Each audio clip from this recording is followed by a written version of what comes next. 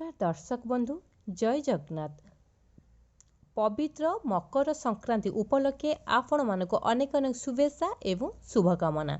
दर्शक बंधु बनिबाकु जाउची दुर्लभ राजयोग ता सहित ए पवित्र मकर संक्रांति रे अनेक गुड़िए दुर्लभ जोग सहित महाराजयोग मध्य सृष्टि हेबा पाई जाउची। पड़ुची महालक्ष्मी राजयोग। एही 6 गोटी राशि माटी छुईले हेब सुना। सेमानक जीवन रे हाथी ढालिबाकु जाउची सुनार कलश। सूर्यदेव मकर राशि को चलिबाकु जाउछन्ति एवं एहा सहित मंगल मध्य मकर राशि रे चलिबाकु जाउछन्ति। एई पवित्र मकर संक्रांति रे एही 2 गोटी राशिर संयोग पवित्र मकर संक्रांति दुर्लभ महालक्ष्मी योग निर्माण करबाकू जाउछि। एही दुर्लभ राजयोग कारणरू एही 6 गोटी राशि अत्यंत भाग्यशाली हेबाकू जाउछन्ति। दर्शक बंधु हुए तो भाग्यशाली राशि चक्रंग भितर आपणक राशि थाई पारे। आपण माने जदि हम चैनल को सब्सक्राइब करनाहंती तो निहात हम चैनल को सब्सक्राइब कर दियंतु, जहा फल कि आमर प्रथम नोटिफिकेशन आपणक पाखरे जाई पहुंची परिबो एवं आपण जानि परिबे आपणक राशि चक्र विषय रे। एही भाग्यशाली राशिचक्रंक जीवन अचानक बदलिबाकू जाउछि। धनर वर्षा हेबा सहित सुख शांति समृद्धि मध्य मिलिबाकू जाउछि एई पवित्र मकर संक्रांति परठारु। दर्शक बंधु सूर्य देवंकु ग्रहर दाता बा देवता बोली आमे मानि थाउ। स्वयं सूर्यदेवंकर शुभ आशीर्वाद जो राशिचक्र उपरे रही थाए सेही व्यक्तिंक जीवन रे सुख शांति समृद्धि मिलिबा सहित प्रतिटी कार्य सुना परी चमकी थाए एवं सूर्यंक परी उज्जवल होई थाए। दर्शक बंधु जहाँकि एही 2026 मसीहार प्रथम संक्रांति जहाँकि मकर संक्रांति 14 जानुआरी रे पड़िबाकू जाउछि। जानुआरी 14 रे एई पवित्र मकर संक्रांति पड़ुथिबारु अत्यंत शुभ राजयोग सहित महालक्ष्मी योग मध्य सृष्टि हेबाकू जाउछि। एई 6 गोटी राशि चक्रंक जीवन रे प्रतिटी कार्य सफलता पाइबा सहित समस्त कार्य परिपूर्ण हेबा पाई जाउछि। एई भाग्यशाली राशि चक्रंक जीवन रे जहाँकि से माने आशा ठुर मध्य अधिक आशाजनक फल पाइबाकू जाउछन्ति एई पवित्र मकर संक्रांति ठारू। दर्शक बंधु 12 गोटी राशि चक्रंक भितरु एही 6 गोटी राशि चक्रंक जीवन अत्यंत सूर्यंक परी चमकीबाकू जाउछि एई पवित्र मकर संक्रांति ठारू। एबे आसन जानिबा से प्रथम भाग्यशाली राशि चक्रंक विषय रे। प्रथम भाग्यशाली राशि होउछन्ति मेष राशि, जहाँकि मेष राशि व्यक्तिंकर अत्यंत शुभ समय चलिबाकू जाउछि एई मकर संक्रांति ठारू। प्रतिटी कार्य सफलता पाइबा सहित समाज रे मान सम्मान जस बुद्धि पाइबो। अटकी थिबा समस्त कार्य पूर्ण हेबा सहित दीर्घ दिन धरी लागि रहितबा दुख कष्ट समस्यार अंत घटिबाकू जाउछि। भाग्य एमानकू साथ देबो। आपण जहा समस्त कार्य असफल पाउथिले बा विफल हेउथिला से सब एबे सफलता मिलिबाकू जाउछि। ए पवित्र मकर संक्रांति ठारू आपणक जीवनर समस्त इच्छा अभिलाष पूर्ण हेबा पाई जाउछि। बंधुंक सहित आपण अधिक समय मध्य बितेई पारंती। ता सहित समाज रे आपणकर मान सम्मान जस बुद्धि पाइबो।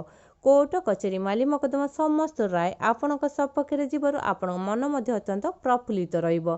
दीर्घ दिन धरी लागि रहितबा बाकी देय अति सहजरे मिलिबाकू जाउछि। स्वयं प्रभु सूर्यदेवंकर राशि परिवर्तन हेतु एई मकर संक्रांति ठारू आपणक जीवन मध्य बदलिबाकू जाउछि। सूर्यंक परी चमकीबाकू जाउछि आपणक भाग्य। प्रतिटी कार्य शुभ एवं मंगलमय हेबा पाई जाउछि स्वयं प्रभु सूर्यदेवंक शुभ आशीर्वादरु एई पवित्र मकर संक्रांति परठारु। एबे आसन जानिबा से द्वितीय भाग्यशाली राशि चक्रंक विषय रे। द्वितीय भाग्यशाली राशि होउछन्ति वृष राशि। वृष राशि व्यक्तिंकर अत्यंत शुभ समय चलिबाकू जाउछि एई पवित्र मकर संक्रांति परठारु। आपणक जीवन रे दीर्घ दिन धरी लागि रहितबा दुख कष्ट समस्यार अंत घटिबा पाई जाउछि। भाग्य आपणकू पुनः देव। आशा ठारू अधिक आशाजनक फल मध्य आपण पाई पारंते। आपण जे कोनोसी कार्य करंतु ना काहे कि प्रति कार्य रे आपण समस्त कार्य पूर्ण हेबा सहित दीर्घ दिनर समस्त दुख कष्ट समस्या अंत घटिबाकू जाउछि आपणक जीवनरू।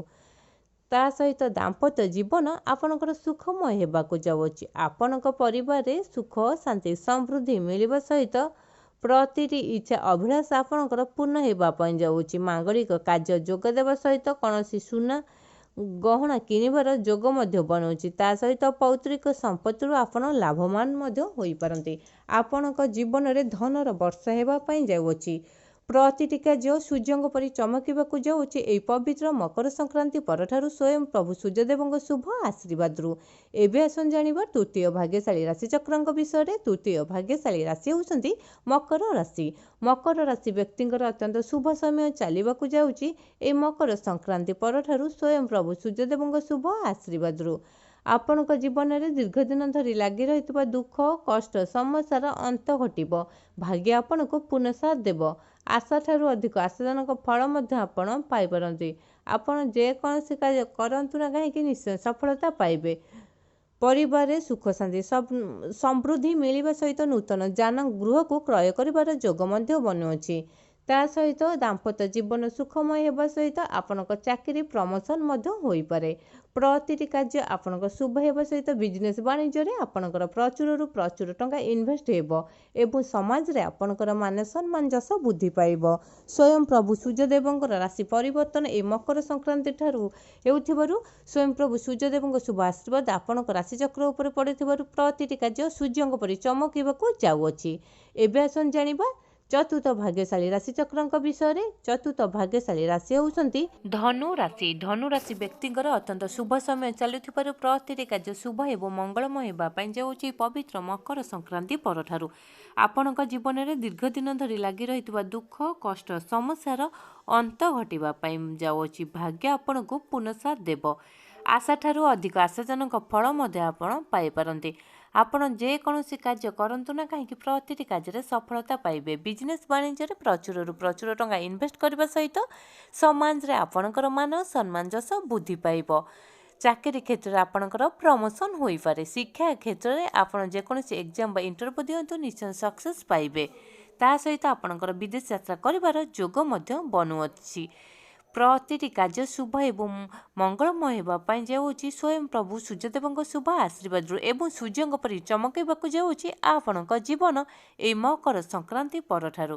ଏବେ ଆସନ୍ତୁ ଜାଣିବା ପଞ୍ଚମ ଭାଗ୍ୟଶାଳୀ ରାଶିଚକ୍ରଙ୍କ ବିଷୟରେ। ପଞ୍ଚମ ଭାଗ୍ୟଶାଳୀ ରାଶି ହେଉଛନ୍ତି କୁମ୍ଭ ରାଶି। କୁମ୍ଭ ରାଶି ବ୍ୟକ୍ତିଙ୍କର ଅତ୍ୟନ୍ତ ଶୁଭ ସମୟ ଚାଲିବାକୁ ଯାଉଛି ପବିତ୍ର ମକର ସଂକ୍ରାନ୍ତି ପରଠାରୁ, ଯାହାକି ଆପଣଙ୍କ ଜୀବନରେ ଦୀର୍ଘଦିନ ଧରି ଲାଗି ରହିଥିବା ଦୁଃଖ କଷ୍ଟ ସମସ୍ୟାର ଅନ୍ତ ଘଟିବାକୁ ଯାଉଛି। ସୂର୍ଯ୍ୟଙ୍କ ପରି ଚମକିବାକୁ ଯାଉଛି ଆପଣଙ୍କ ଜୀବନ। ପ୍ରତିଟି କ୍ଷେତ୍ରରେ ଆପଣ ସଫଳତା ପାଇବାକୁ ଯାଉଛନ୍ତି। ତା ସହିତ ସମାଜରେ ଆପଣଙ୍କର ମାନ ସମ୍ମାନ ଯଶ ବୃଦ୍ଧି ପାଇବ। କୋର୍ଟ କଚେରୀ ମାଲି ମକଦ୍ଦମା ସମସ୍ତ ରାୟ ଆପଣଙ୍କ ସପକ୍ଷରେ ଯିବ। ତା ସହିତ ଦାମ୍ପତ୍ୟ ଜୀବନ ଶୁଭମୟ ହେବା ସହିତ ପରିବାରରେ ସୁଖ ଶାନ୍ତି ସମୃଦ୍ଧି ମିଳିବ ଏବଂ କୌଣସି ମାଙ୍ଗଳିକ କାର୍ଯ୍ୟ କରିବାର ଯୋଗ ମଧ୍ୟ ବନୁଅଛି। ଯଦି ଆପଣ ଅବିବାହିତ ଅଛନ୍ତି ବିବାହ ଯୋଗ ମଧ୍ୟ ଖୋଲିବାକୁ ଯାଉଅଛି। ପ୍ରେମ ସମ୍ପର୍କ ଆପଣଙ୍କର ଅତ୍ୟନ୍ତ ମଜବୁତ ରହିବ ଏବଂ ଆପଣଙ୍କର ପ୍ରେମ ସମ୍ପର୍କ ବିବାହ ବନ୍ଧନରେ ବାନ୍ଧି ହେବାକୁ ଯାଉଅଛି ଏହି ମକର ସଂକ୍ରାନ୍ତି ପରଠାରୁ। ଶିକ୍ଷା କ୍ଷେତ୍ରରେ ଆପଣ ଯେକୌଣସି ଏକ୍ଜାମ୍ ବା ଇଣ୍ଟରଭ୍ୟୁ ଦିଅନ୍ତୁ ନିଶ୍ଚୟ ସକ୍ସେସ୍ ପାଇବା ସହିତ ଦରମା ମଧ୍ୟ ଆପଣଙ୍କର ବୃଦ୍ଧି ପାଇବ ଏବଂ ପ୍ରମୋସନ ମଧ୍ୟ ଚାକିରିରେ ଆପଣଙ୍କୁ ମିଳିବାକୁ ଯାଉଅଛି। ଆପଣଙ୍କ କାର୍ଯ୍ୟକଳାପକୁ ଦେଖି ଉପର ଅଧିକାରୀ ମଧ୍ୟ ଆପଣଙ୍କୁ ପ୍ରଶଂସା କରିବେ। ପ୍ରତିଟି କାର୍ଯ୍ୟ ଆପଣଙ୍କର ଶୁଭ ଏବଂ ମଙ୍ଗଳମୟ ହେବା ପାଇଁ ଯାଉଛି ସ୍ୱୟଂ ପ୍ରଭୁ ସୂର୍ଯ୍ୟଦେବଙ୍କ ଶୁଭ ଆଶୀର୍ବାଦରୁ ଏହି ପବିତ୍ର ମକର ସଂକ୍ରାନ୍ତି ପରଠାରୁ।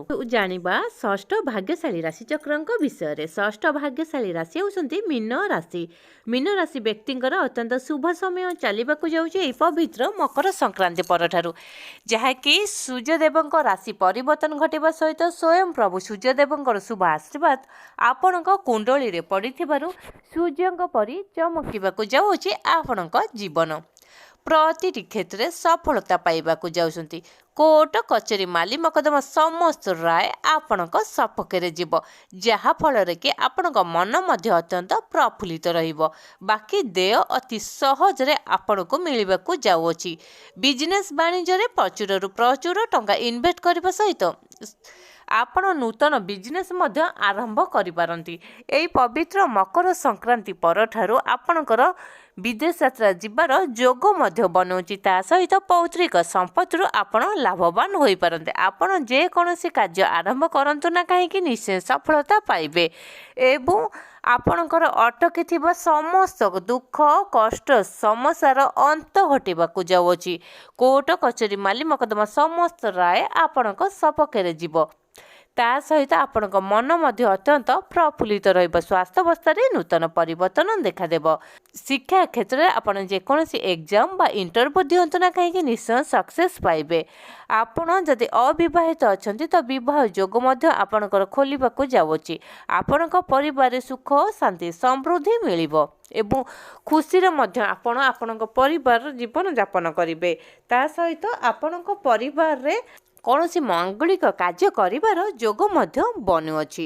ପ୍ରତିଟି କାର୍ଯ୍ୟ ଆପଣଙ୍କର ଶୁଭ ଏବଂ ମଙ୍ଗଳମୟ ହେବା ପାଇଁ ଯାଉଛି ସ୍ୱୟଂ ପ୍ରଭୁ ସୂର୍ଯ୍ୟଦେବଙ୍କ ଶୁଭ ଆଶୀର୍ବାଦରୁ ଏହି ପବିତ୍ର ମକର ସଂକ୍ରାନ୍ତି ପରଠାରୁ।